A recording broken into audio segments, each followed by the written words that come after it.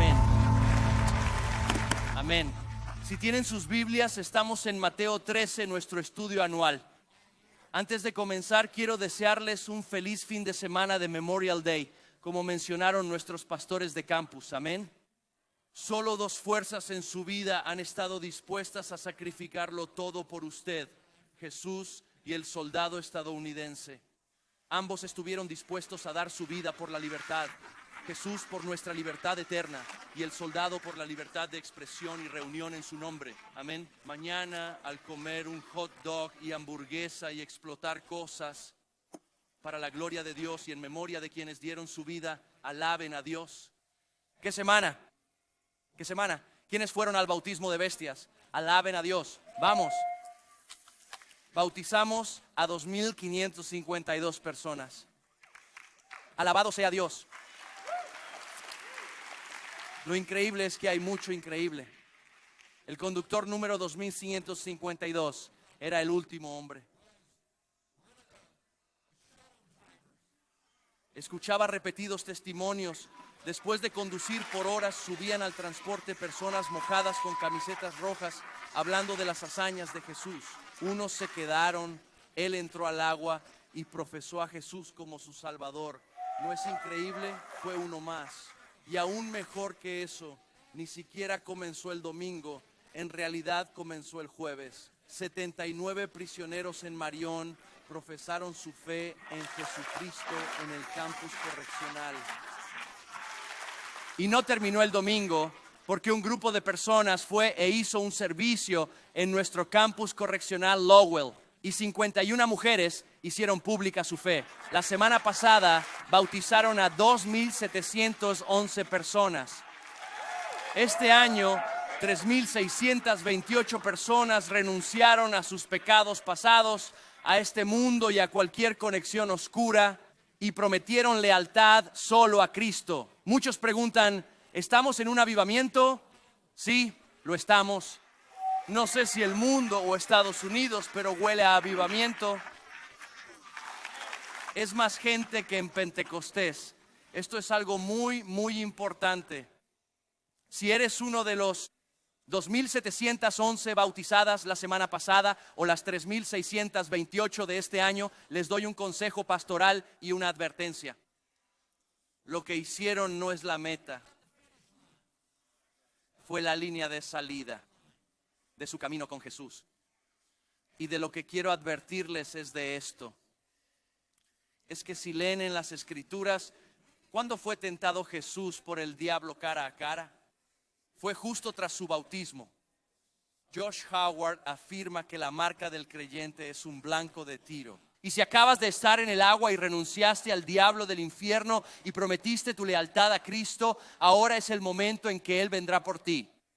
Y si recuerdan la semana pasada, y sé que lo hacen porque recuerdan todo lo que digo, si recuerdan la semana pasada, esto es lo que va a pasar. Esta semana el ladrón va a intentar venir y robar lo que Dios está haciendo en tu vida en este momento. Nunca vas a enfrentar dudas y condenación como las que enfrentas ahora mismo, y esa no es la voz del Padre Celestial.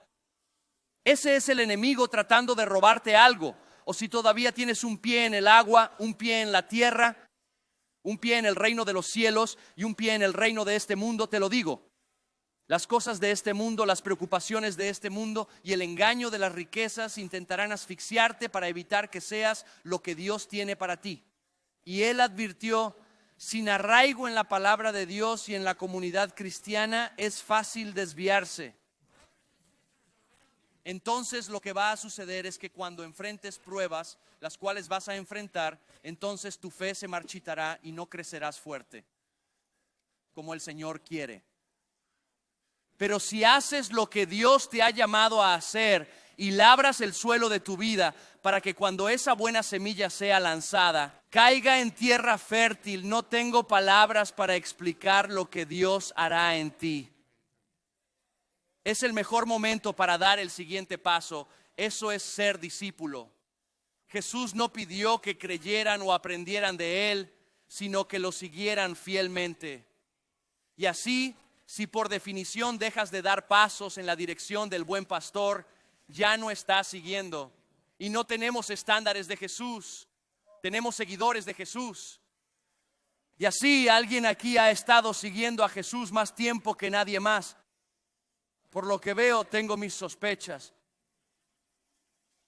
Nunca dejas de seguir, nunca dejas de dar paso tras paso tras paso.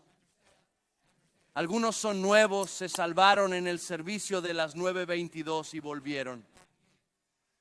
Tienes que dar un paso también. Queremos ayudarte a dar esos pasos. Por eso existimos aquí. Por eso todo nuestro personal, pastores, ancianos, diáconos, toda la gente aquí, existimos para ayudarte a obedecer a Jesús. Tienes dos opciones fáciles. Los pastores lo mencionaron. Envía la palabra al 44122. Es una situación muy formal. Estás en un proceso de crecimiento. Si quieres ser parte del pacto 1122, no solo como consumidor, sino como dueño de nuestro trabajo, debes hacerlo. Si no quieres ir a clase, está bien, eres orgulloso, pero ya veremos. Si prefieres hacerlo solo o con alguien más, envía la palabra viaje al 44122. Y no te vamos a enviar un álbum de viaje, no es eso, es el viaje de discipulado. Y simplemente te haremos algunas preguntas. Y quiero que ores intensamente y preguntes, ¿cuál es mi siguiente paso? No es necesario hacerlos todos juntos, eso suele pasar. Hay gente que se emociona y quiere dar 10 pasos de golpe. ¿Notas que en enero el gimnasio está lleno y en febrero no hay nadie? Es porque no han hecho ejercicio desde el gobierno de Obama. Y usan todas las máquinas. Y el lunes no pueden ni moverse, diciendo que no lo harán más. Así que solo un paso a la vez. Les animo mucho a hacer eso. ¿Y qué, hombre? El Señor es tan bueno con nosotros. Me gustaría poder alinear los textos con nuestra posición actual, pero no lo sabía hace un año. Que las parábolas que vamos a ver son exactamente de lo que estoy hablando aquí. Que tu fe pueda comenzar pequeña, pero luego es solo un paso a la vez y con el tiempo, no de la noche a la mañana, esto crecerá en algo que nunca imaginaste. Mateo 13. Seguiremos en el versículo 24. Si recuerdas la semana pasada, Jesús nos da una parábola sobre las parábolas. Y el fin era que la parábola oculta y revela. Así que cualquiera que se incline hacia Dios con un espíritu humilde, tiene oídos para oír y ojos para ver, y Él les va a revelar misterios. Y quien rechace a Dios no lo entenderá. Dirás, no comprendo. Ahora que los discípulos comprenden por qué Jesús usa parábolas, continuaremos en el versículo 24. Él va a contar 3 parábolas una tras otra, y todas tienen una idea similar. Versículo 24. Y Él, o sea Jesús, les presentó otra parábola diciendo, el reino de los cielos, para ahí. ¿Ves que está escrito diferente? ¿Sabes por qué? ¿Recuerdas nuestro enfoque de este año? Al comenzar con el libro de Mateo, al llegar al capítulo 4 tras la Navidad, el libro dice que Jesús empezó a enseñar esto. Arrepiéntanse, porque el reino de los cielos se ha acercado. Ahora nos dirá cómo es el reino de los cielos, así que presten mucha atención a esto. Él dice que el reino de los cielos puede compararse. Eso significa parábola. Significa juntar 2 palabras griegas. Y lo que hará, va a tomar una práctica cotidiana común que todos conocían como cocinar y cultivar, y va a dejar de lado una verdad espiritual profunda para que la gente pueda hacer la conexión. Él compara el reino de los cielos con un hombre que sembró buena semilla. Pero mientras sus hombres dormían, presten atención a esto. Despierten, iglesia. Mientras los hombres dormían en la oscuridad, el enemigo los va a atacar. Si no sabes que tienes un enemigo, te derrotarán. Si peleas contra el diablo en la oscuridad, siempre perderás. La iglesia no debe adormecerse buscando comodidad. Jesús enseña que hay que despertar. Tienes un enemigo, no quiere molestarte, quiere robar, matar y destruir la semilla de fe que Dios plantó en ti. Mientras dormían, el enemigo sembró cizaña. No hierba, cizaña. Para que quede claro, ambas son malas, ¿vale? Guárdate eso, basta. Pero mientras sus hombres dormían, el enemigo sembró cizaña entre el trigo y se marchó. Cuando las plantas crecieron y dieron fruto, apareció también la cizaña. Y los siervos del dueño de la casa vinieron y le dijeron, Maestro, ¿no sembraste buena semilla en tu campo? ¿cómo es que tiene malas hierbas? Él respondió, un enemigo hizo esto. Entonces el siervo dijo, ¿quieres que vayamos a recogerla? Pero él dijo, no, no sea que al recoger la cizaña arranques también el trigo. Muy bien, si eres de la vieja escuela, como los veteranos aquí, en traducciones antiguas esto es el trigo y la cizaña, así lo llamaban. Pero literalmente en griego se llama cizaña. Ese es el nombre de la planta y es venenosa. El trigo es bueno y la cizaña es venenosa.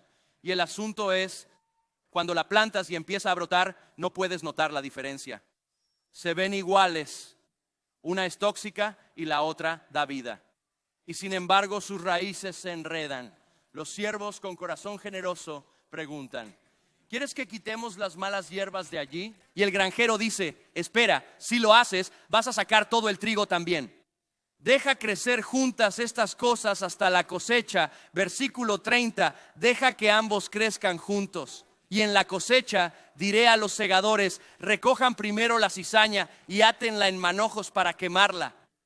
Pero junten el trigo en mi granero. Bien, en 30 minutos Jesús explicará versículo a versículo el significado de la parábola, ¿vale? Pero parte de lo que está hablando aquí es de lo que habló San Agustín, la iglesia visible e invisible. Para que sepan, San Agustín fue un antiguo padre de la iglesia hace un par de miles de años. Y por cierto, así se pronuncia su nombre, Agustín. San Agustín es una playa al sur de donde predico ahora.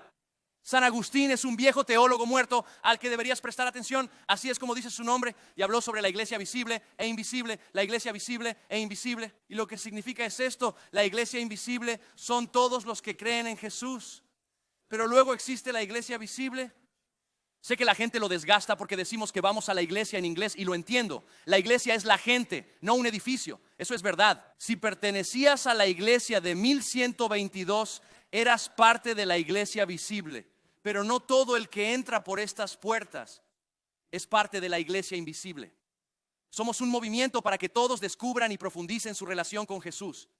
Y si estás aquí y estás conociendo esto, bienvenido, bienvenido, bienvenido. Lo que él dice aquí es que incluso en la reunión de la iglesia, como lo que hacemos ahora, tendrás cizaña y tendrás trigo. Y si intentas purificar la iglesia de esa manera, el problema es que vas a arrancar algo de trigo en tu esfuerzo por quitar la cizaña. Déjenme decirles algo muy bueno sobre el evangelio. No solo esta historia, sino la totalidad del evangelio. En esta historia la cizaña no puede ser trigo.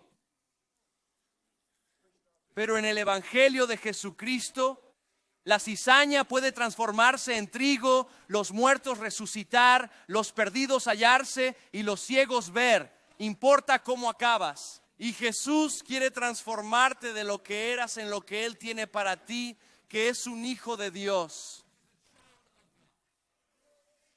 Así que los siervos somos como nosotros. Y esto es lo que Jesús dice. Siervos no son buenos jueces entre la cizaña y el trigo. Porque es fácil confundir el trigo con la cizaña en cualquier momento de tu vida. Cuando era adolescente me salvé. Radicalmente redimido por la sangre del Cordero, puse mi fe en Jesús. Le entregué mi pecado y Él me imputó su justicia. Sé cuándo y dónde sucedió y fui salvo. Y entonces empezó la santificación progresiva. Mi justificación estaba hecha. Por lo que Cristo hizo, desde la perspectiva de Dios, fui justificado, nunca pequé. Y desde ese momento hasta que muero, hasta que soy glorificado, hay esta santificación progresiva. ¿Y cuántos de ustedes saben que no todos marcan las casillas de la santificación en el mismo orden? Hay muchas veces en mi vida, poco después de eso, en las que podrías tomar una foto de mi vida y parezco más cizaña que trigo. Y los siervos no son muy buenos para distinguir la diferencia. Jesús dice, cuando te sientas en el asiento del juicio, estás en el asiento equivocado. Dejen que crezcan y Él puede encargarse del juicio. Pero la realidad es, este no será un sermón popular, ¿vale? Déjenme advertirles. Empieza difícil y empeora. Solo aguanten. Aguanten. Alguien dijo, hermano, te van a cocinar. Dije, está bien, amigo, soy a prueba de fuego. No te preocupes, vamos. Aquí está el punto. La enseñanza clara de Jesús, no solo aquí, sino en todo, es que hay un juicio. Que los ángeles vendrán y lo recogerán todo, y luego habrá un día de juicio, y solo hay dos líneas. No hay línea intermedia. O eres cizaña, o te atan para llevarte al granero del granjero, eso sería el cielo. O te atan y te envían al fuego, eso es el infierno. El infierno es caliente y para siempre es mucho tiempo. Presta atención.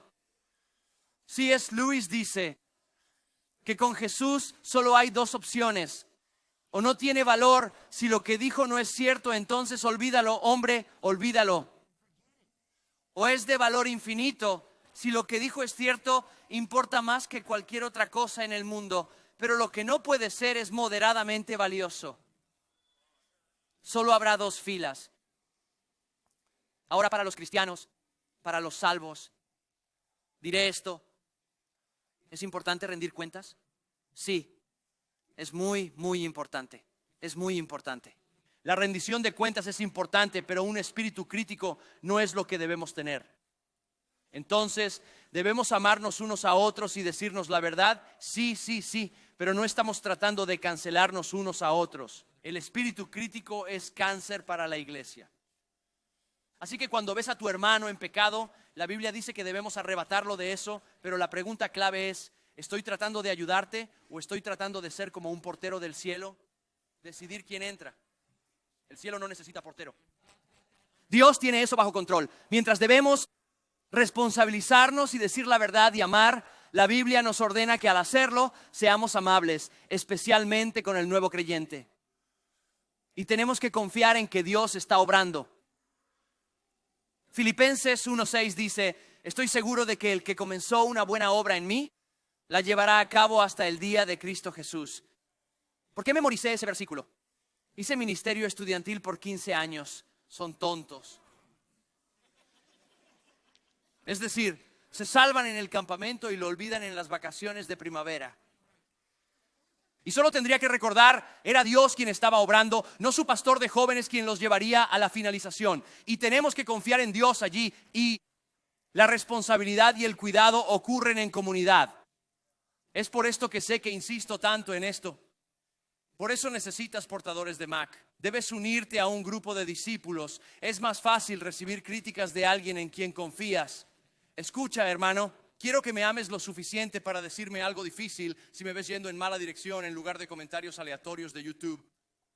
Y nuestra batalla no es contra carne ni sangre. Nuestra lucha no es con la cizaña, es con el enemigo que la sembró. Ahora Jesús contará dos parábolas más con puntos similares. Son subcategorías de esta parábola. Es la parábola de la mostaza y la de la levadura. Él dice, les presentó otra parábola diciendo, el reino de los cielos es como un grano de mostaza que un hombre tomó y sembró en su campo. Y nos dice que es la semilla más pequeña de todas. Una pequeña semilla de mostaza es como si ni siquiera pudieras verla si tuviera una aquí. Y esa pequeña semilla, la más pequeña de todas, pero cuando ha crecido, es mayor que todas las plantas del huerto y se vuelve un árbol, de modo que las aves del cielo vienen y anidan en sus ramas. Esto es cierto individual y corporativamente. Lo que pasa es, si te haces cristiano, entonces tu fe es un regalo de Dios. Y aunque tengas solo una pequeña pizca de fe, tengas 10,000 dudas, pero creas que cuando Jesús murió en la cruz, eso valió para ti. Felicidades, pon tu fe en Jesús y eres salvo. ¿Qué hago con mis inquietudes? Encomiéndalas a Jesús y sigue adelante. Algún día se irán, no el martes que viene ni cuando yo lo explique. Algún día, al llegar al cielo, no habrá dudas. No habrá lugar para tener incertidumbres. Nadie cuestionará tu fe. Él resplandece en su trono. Simplemente obsérvalo, está presente. Y así lo que sucede es que ese pequeño poquito de fe, a medida que creces con el tiempo, se hace más y más y más grande. Y no solo te afecta a ti, sino escucha aquí, papás, pongan su fe en Jesucristo, cambiará sus vidas y cambiará la vida de tus niños. Y cambiará tu árbol genealógico por generaciones y generaciones y generaciones venideras. Lo que comenzó con un pequeño acto de fe, no solo eso, creo que se dirige corporativamente a los 12 hombres en este momento.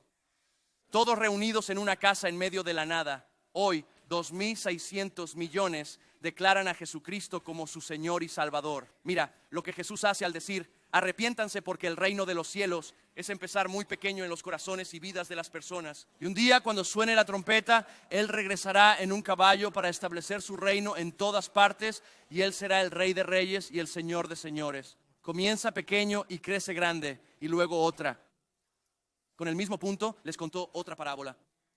El reino de los cielos es como levadura, eso hace subir la masa, que una mujer tomó y mezcló en 3 medidas de harina, hasta que todo leudó.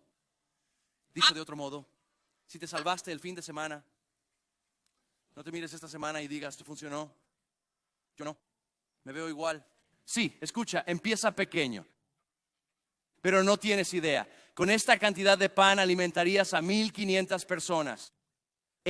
Pero cuando mirabas la receta, cuando mirabas la masa, ni siquiera podías ver el comienzo de la obra de Dios. Esto se llama santificación progresiva. Eso es lo que está sucediendo. Eso es lo que pasa. Y así, la cuestión es: ¿qué debes hacer para que tu fe siga creciendo? Hablamos de esto siempre. Somos un movimiento para que todos descubran y se conecten más con Jesucristo.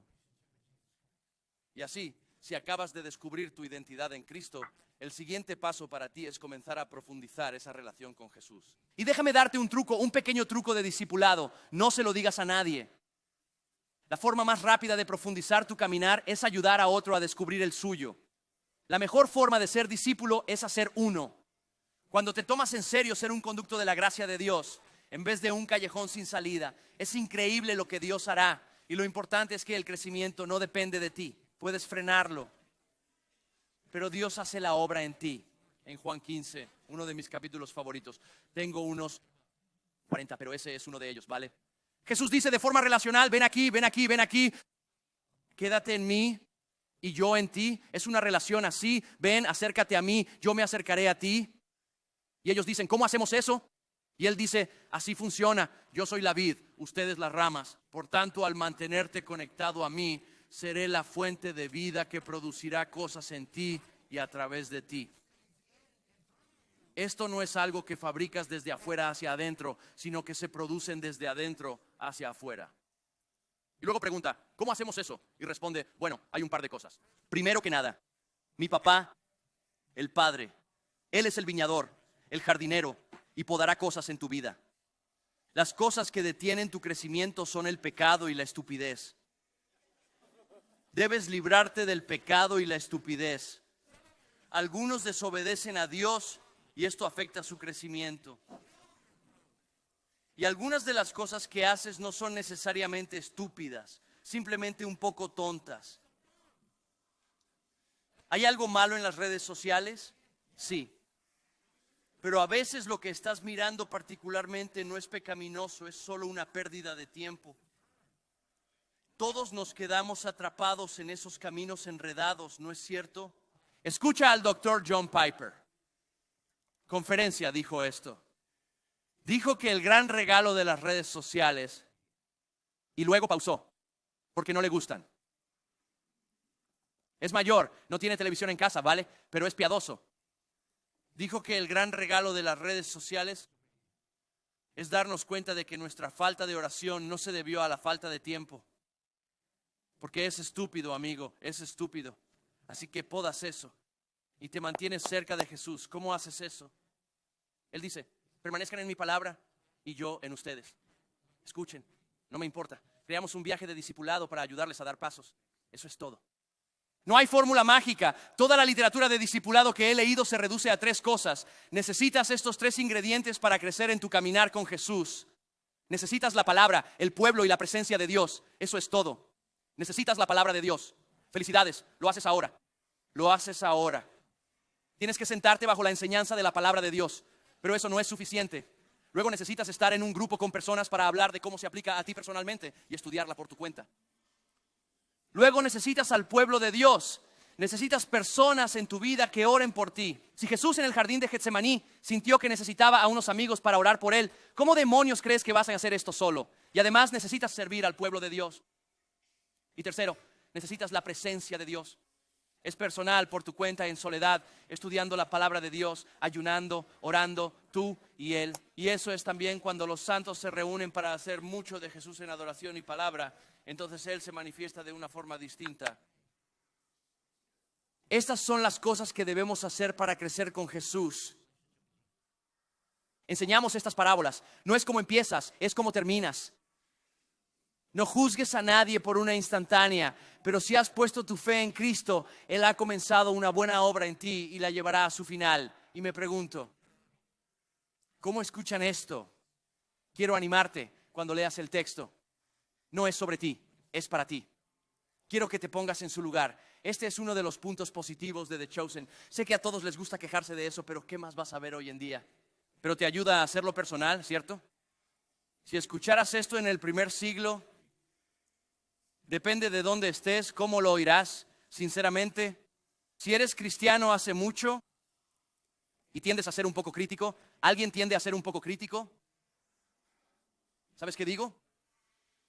Como que estás en redes sociales celebrando los bautismos, pero luego juzgas lo que la gente se pone para el bautismo.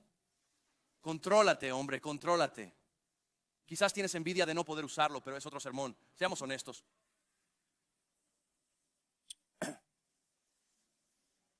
Parte de lo que dice es, oye, ayuda. Deja de ser el portero del cielo. Jesús nos dijo que fuéramos testigos, no jueces. Y cuando dejas el estrado de testigos por el del juez, estás en el asiento incorrecto. Ese es su sitio. Ten cuidado. Y lo que queremos hacer es tener ese mismo tipo de corazón bondadoso que tiene el cielo. ¿Alguien entrenó ligas pequeñas? ¿Alguien entrenó béisbol? ¿Cierto? Si entrenas béisbol infantil, hay una joya en la corona del cielo, amigo. ¿Podemos ser honestos sobre el béisbol infantil? Son pésimos. Son pésimos. Pero si eres el papá, no lo ves. Sabes que todos los otros niños son terribles. Crees que tus hijos son increíbles. Piénsalo. ¿Qué es ser un atleta élite en el béisbol infantil? Podrías permanecer en el campo durante todo el juego. Siempre y cuando no te vayas caminando. Oh, voy a ir por un helado. Podrías mantenerte vestido. Si entraste al campo y saliste y aún tenías los tacos puestos, eres un jugador de élite. Piénsalo cuando se levantan a batear. Digo, primero lo pones ahí. ¿Has visto un swing de béisbol infantil y pensado, qué técnica excelente? No. Dices, agárralo y dale, amigo. Y estarán en el strike 11, ¿no? Y golpean el soporte, bonk. Bonk. Pero en el intento 11 lo golpean en el segundo. Boom. ¿Y qué haces? Lo golpeó y estás animando. Corre, amigo, corre. No, corre hacia allá, corre a primera. Sí, y estás animando. Eso es un hit. Y lo grabas. Oh, mira eso. Y se lo envías a tu padre. Mira a tu nieto. Tu padre juzga, pero fue un error en segunda. Cállate, es un hit. Vamos. Hermano, en la vida somos jugadores de béisbol infantil. Cada vez que alguien avance en obediencia hacia Jesús, debemos ser como fanáticos alentando en un juego de béisbol infantil. Bien hecho es un hit, bien hecho es un hit. Así que contrólate. Y luego algunos, eres nuevo en la fe y creo que escucharían esto. Dios me cuida y podría tomar tiempo. Los planes de Dios son mayores que tus fallas, así que da un paso. Da un paso, da un paso. Y Él es fiel. Él es fiel. Si eres padre de un adolescente y lees esto, escucha, Dios ama a tu hijo más que tú. Y tienes que jugar a largo plazo. Sé que es una guerra, es una locura, lo entiendo. Y puedes empezar a juzgar si eres un padre piadoso o no basado en una instantánea cuando tienen 16 años. Nunca vi a un joven de 16 años. Sea sabio, son idiotas. Es lo que dice Proverbios. ¿Vale? No es tu culpa, jóvenes de 16. No tienes suficiente, eres un idiota.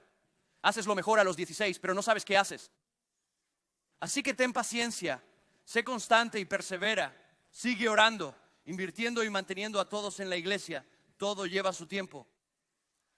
Y a los fieles que han estado caminando con Jesús un poco, espero y oro que cuando escuches esta parábola te recuerde no solo de lo que has sido salvado, sino de lo lejos que Él te ha llevado. Quizá no eres todo lo que podrías ser, pero no eres como solías ser. Dios ha estado trabajando en ti con el tiempo. Y si Él es capaz de hacerlo en ti, hay esperanza para todos. Amén.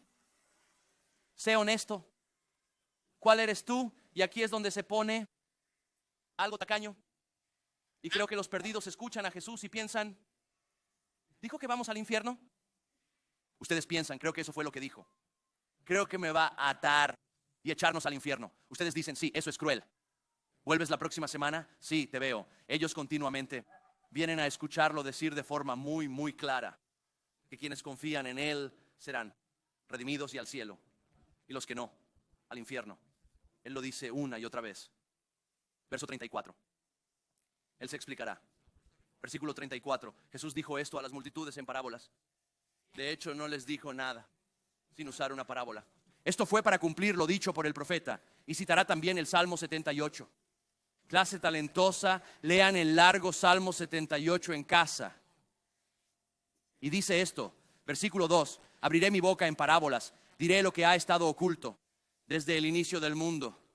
Y lo que Jesús dice en hebreo significa oscuro, no demoníaco, sino sin luz. Y Jesús dice, yo soy la luz para iluminar lo que ha estado oculto en la oscuridad durante todos estos años. Después sigue el Salmo 78, escrito por Asaf, ese hombre. Es la búsqueda constante de Dios por sus hijos rebeldes a lo largo de la historia de Israel.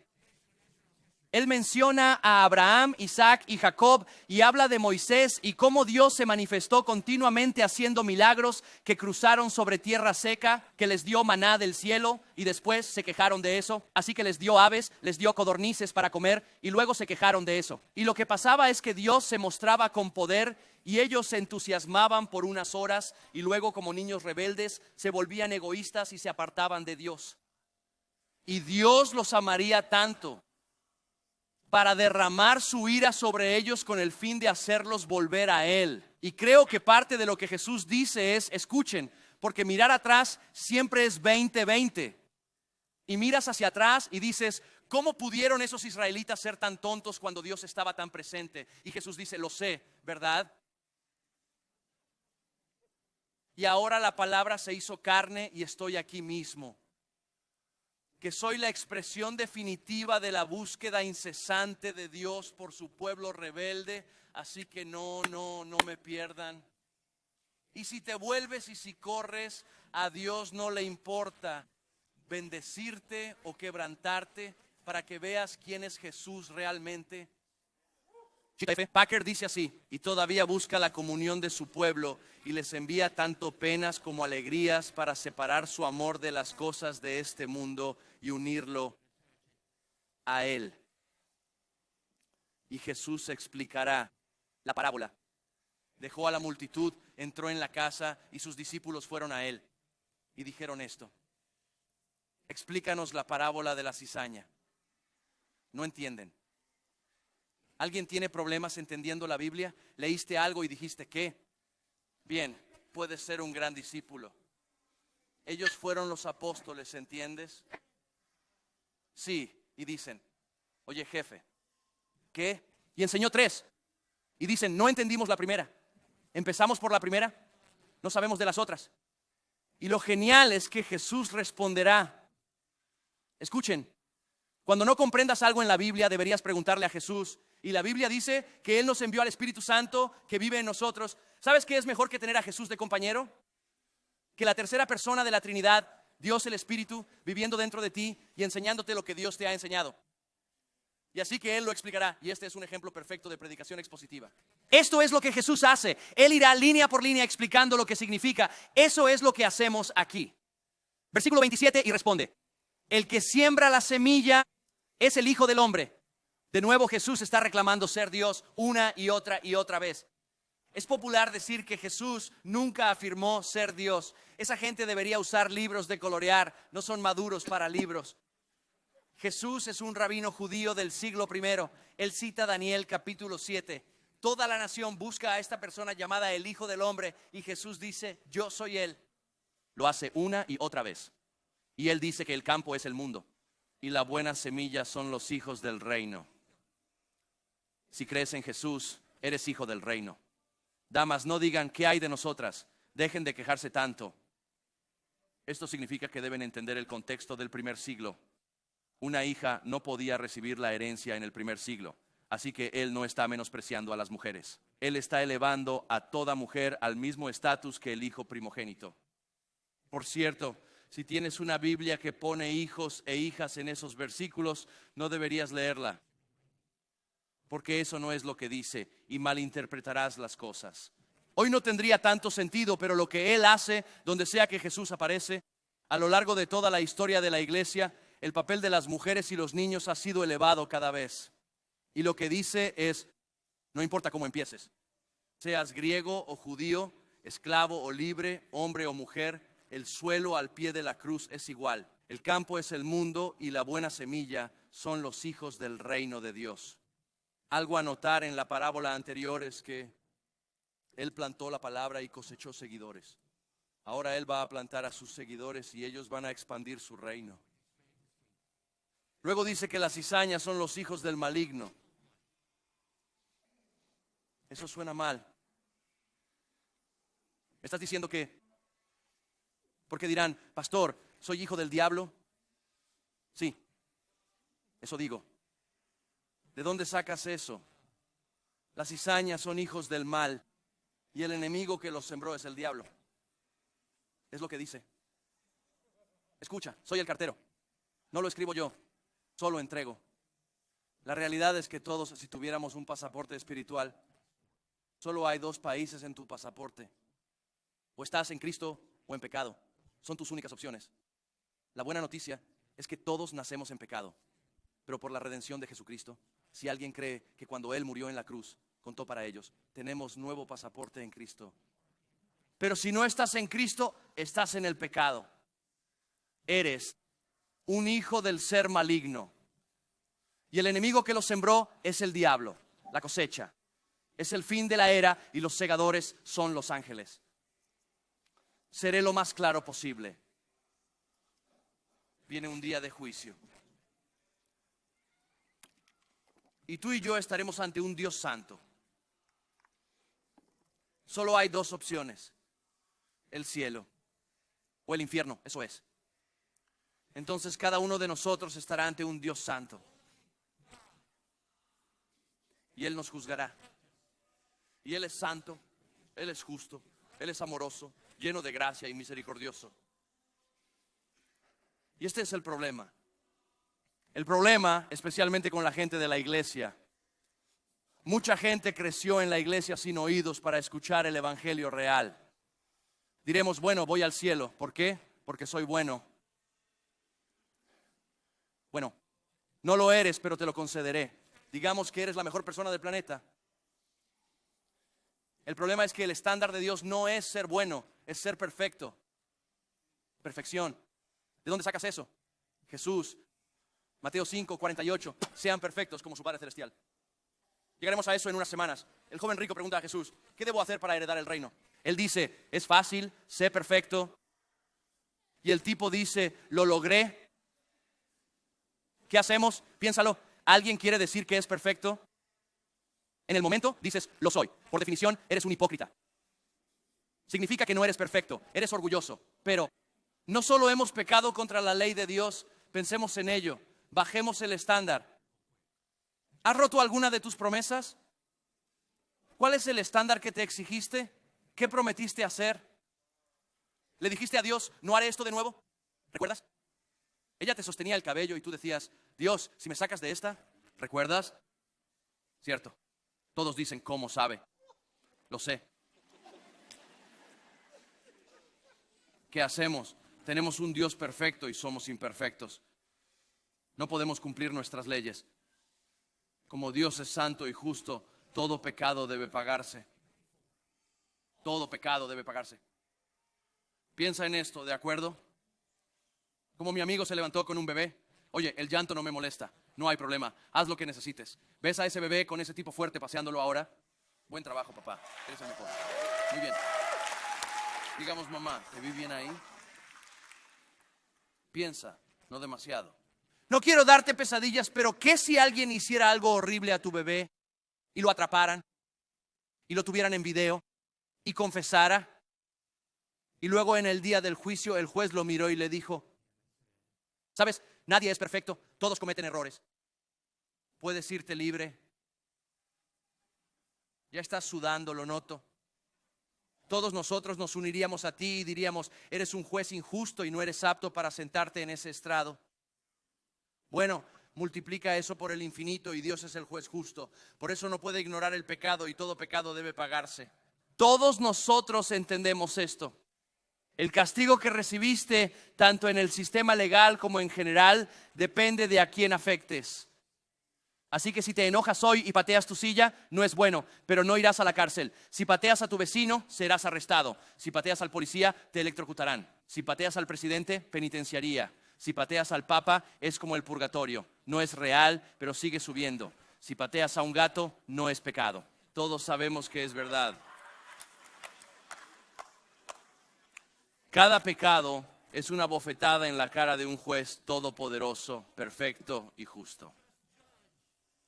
Entonces, ¿qué vas a hacer al respecto? No hay nada que puedas hacer, pero debido a su gracia, Él es justo y el justificador.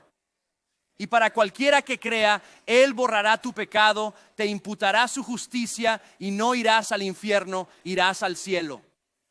Cuando la gente se enoja conmigo todo el tiempo, está bien, únete a la multitud. Pero estarás ante Él. Y hay dos opciones para pagar por tu pecado. El pago en la Biblia, la palabra es expiar o expiación. Solo hay dos formas en que tu pecado debe ser expiado. Una opción es autoexpiarte. Puedes decir: pagaré mi pecado. Y debido a que pecamos contra un Dios todopoderoso e infinito, requiere que tú pagues por ese pecado por siempre y para siempre, separado de Él. Eso se llama infierno. Es peor de lo que crees. La otra opción es lo que los teólogos llaman expiación sustitutoria. Significa que aceptaré el trato que Jesús me ofrece.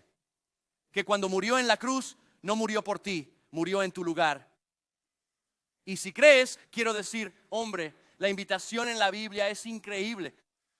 Es escandaloso. Para cualquiera que crea que cuando Jesús murió en la cruz, eso contó por mí, recibes el derecho de ser hijo de Dios. Es la buena nueva del Evangelio. Y esto es lo que dice: la cosecha es el fin de la era y los segadores son ángeles. Algunos dirán: escucha por favor, alguien editará esto y lo publicará, no me importa. Y dirán: el pastor Job predica fuego y azufre. Cierto. No es amor decirle a las personas algo que les haga sentirse cómodas, que los llevaría a una eternidad lejos de Jesús. ¿Qué médico entre ustedes tendría miedo de dar un diagnóstico porque temía que eso pudiera herir sus sentimientos? No serían dignos de su licencia. Hay muchos predicadores que temen hacerlo porque aman lo que piensas de ellos más de lo que te aman a ti.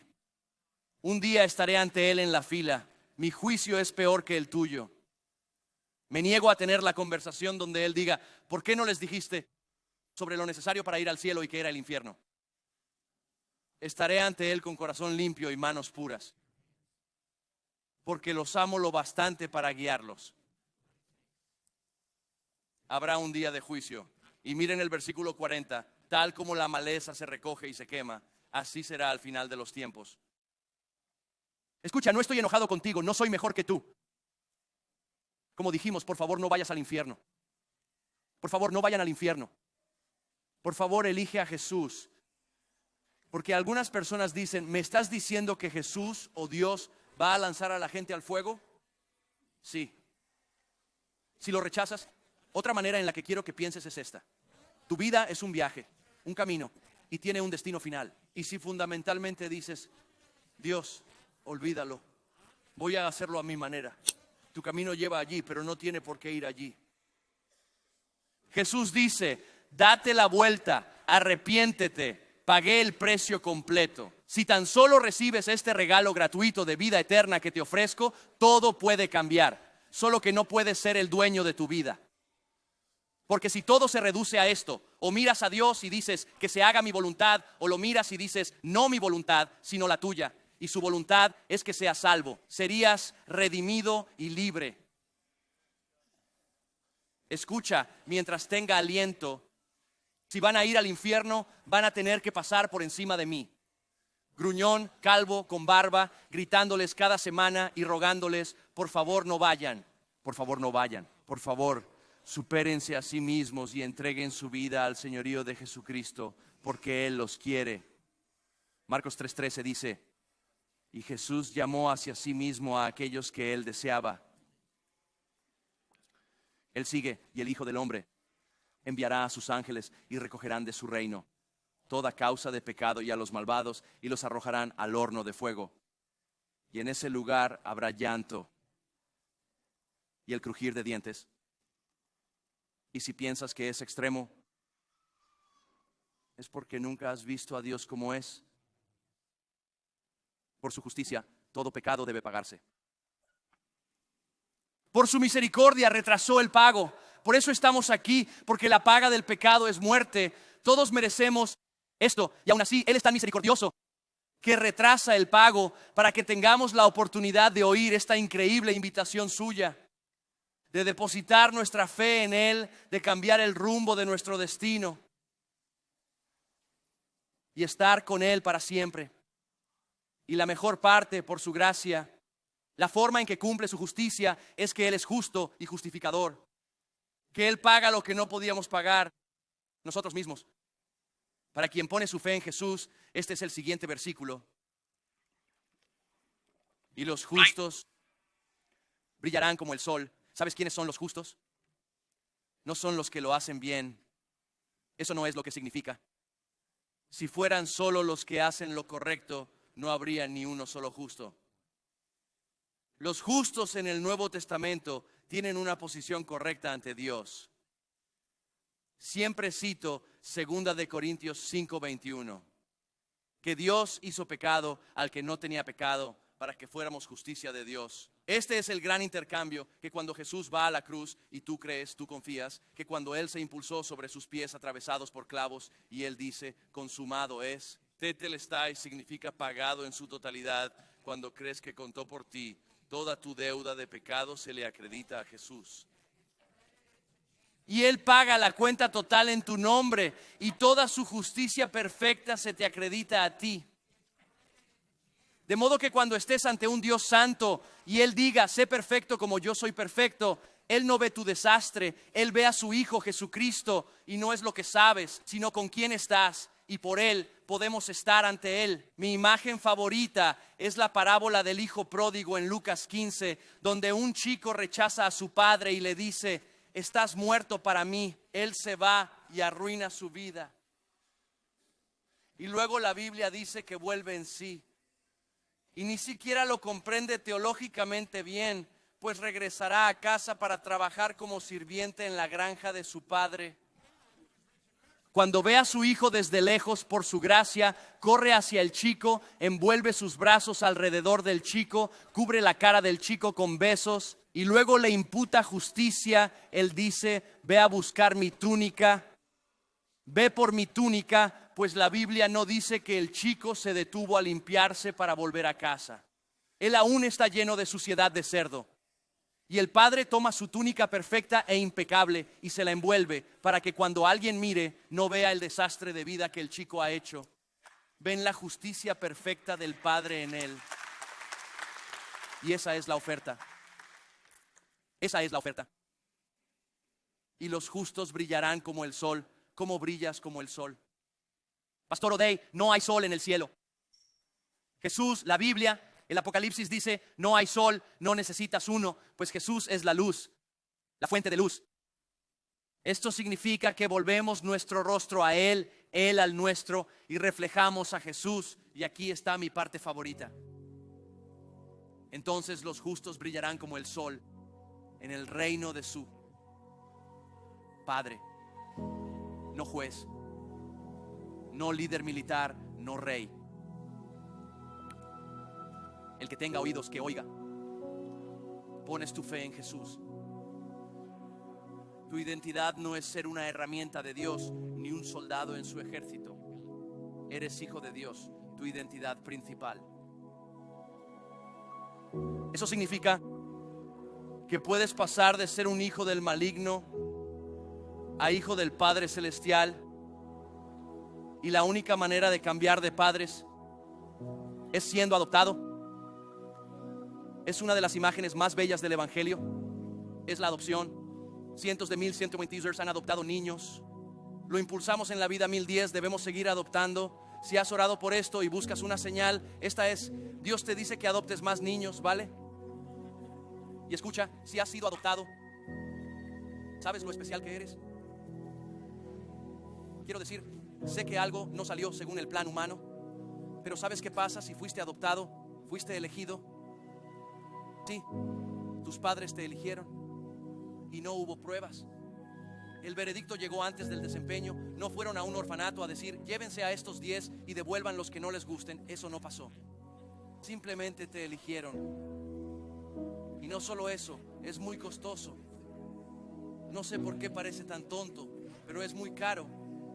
Y estaban dispuestos a pagar el precio total para que te unieras a la familia. Y no solo Dios te eligió, ¿sabes el precio que estaba dispuesto a pagar? La sangre de su propio hijo. Eso es lo que pagó. Y luego, en el momento en que eres legalmente adoptado, tu nombre cambia. Tu viejo nombre ya no es tu nombre. Ahora tienes el nombre de la familia que pagó por ti y te escogió. Y en ese momento legalmente tu herencia cambia. Y todo lo que tus padres tienen es legalmente tuyo. Esta es una imagen del Evangelio.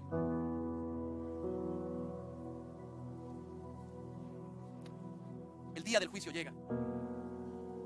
Y gente de la iglesia somos jueces terribles. Así que ayúdense, amén. Pero no hay porteros en el cielo, no hace falta. Y tienes dos opciones. Es una eternidad con Él por lo que Él ha hecho, o una eternidad en el infierno porque eliges tu camino. Y Dios dice: ¿no quieres recibir este don gratuito de salvación? Recuerda que lo hicimos hace un par de semanas. Jesús dice: ven, ven, ven a mí, todos los cansados de esta vida, porque mi yugo es fácil y mi carga es ligera. Un yugo eran los requisitos para seguir a un rabino. ¿Cuál es el tuyo, Jesús? Solo arrepiéntete y cree. Tu vida se dirige a una eternidad lejos de Él. Solo da la vuelta y pon tu fe en mí y yo haré todo el resto. Te he escogido, he pagado por ti, te he llamado. Y cualquiera que crea que cuando Jesús murió en la cruz de alguna manera eso contó para mí, recibiste el derecho a ser adoptado en la familia de Dios. ¿Alguna vez lo has hecho? Y si dices: sí, quiero, pero tengo que, la cantidad de fe que tengo es que como un grano de mostaza. Eso funcionará. Porque no es la cantidad de fe, es el objeto de tu fe. Así que admítelo. Está bien, Dios, te necesito, no puedo. Creo, confío en que la muerte de Jesús en la cruz contó para mí. Y la Biblia dice que si ese eres tú, invoca el nombre del Señor. Solo clama: Señor Jesús, sálvame. Es una oración que Él responde siempre, porque Él siempre mantiene sus promesas. En Romanos 10:13 es para todos los que invocan al Señor. Eso significa rendirle tu vida. Mi vida es tuya, no mía. Y la Biblia dice que serás, no que podrías. No esperar ser, no tal vez. Tú serás salvo. Inclina tu cabeza, cierra los ojos. Y si sabes que hoy por primera vez, no por mis palabras, sino porque sabes que el Rey del universo habla a tu alma, que escuchas la invitación de Cristo a arrepentirte y creer, y estás listo para admitirlo: soy pecador, necesito un Salvador. Si estás listo para poner tu fe en Cristo, que su muerte contó para ti, y hoy mismo es hora de que invoques el nombre del Señor para ser salvo. Si ese eres tú, quiero que levantes tu mano tan alto como puedas y digas las palabras que quieras: Señor Jesús, sálvame, o algunas otras, y Él lo hará siempre. Nuestro buen y bondadoso Padre Celestial, Dios, te amamos más que a nada. Y Dios, te agradecemos por venir en misión de rescate por nosotros. Dios, agradezco que nos llames a apartarnos de nuestros caminos y volver a ti. Y Dios, para quien piensa, oh, me costará tanto, Señor, oro para que sepamos, nos costará todo nuestro pecado y toda nuestra vergüenza y toda nuestra condenación. Y lo que recibimos eres tú, y en ti hay libertad. Y así que Dios, oramos esto. Y el único nombre que nos da audiencia en el cielo, oramos esto en el fuerte nombre de Jesucristo, nuestro Señor y Salvador. Y todo el pueblo de Dios dijo: amén. Iglesia, les pido que por favor se pongan de pie. Vamos a responder. Tenemos mucho que celebrar, pues un gran grupo de personas ha conocido a Jesús por primera vez este fin de semana. La Biblia dice que el cielo se alegra. Pensaba que eran solo los ángeles, pero hace 2 semanas comprendí que Jesús está en el cielo. Por lo tanto, la iglesia debe hacer las cosas que Jesús hace. Y yo creo que Él se levanta de su trono y celebra cada vez que alguien que estaba perdido es encontrado. Así que debemos celebrar. Vamos a celebrar cantando. Vamos a celebrar trayendo. Vamos a celebrar orando. Cantad, ofrendad, orad, responded.